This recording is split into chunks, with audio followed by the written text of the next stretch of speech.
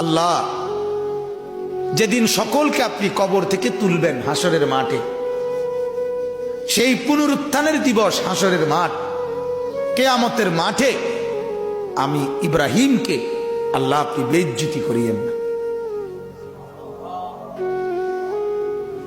ওয়ালা তুখজিনি ইয়াওমা ইউবআসুন, আল্লাহ আমাকে অপদস্থ করিয়েন না, লাঞ্ছিত করিয়েন, আমাকে বেইজ্জতি করিয়েন না। এরপরে বলতেছে কি দেখেন, এই যে এদিক তাকায় সেদিক তাকায়। আহা মুসলমান, বুঝাইতে পারলাম না, বয়স হয়ে গেছে এক একজনের, এখনো গাফলতি থাকতে পারলেন না। ইয়াউমা লা ইয়ানফাউ মালুন ওয়ালা বানুন। এরপর ইব্রাহিম আলাইহিস সালাম দ্বিতীয় আয়াতে বলেন, আল্লাহ সেই দিনের কথা বলতেছি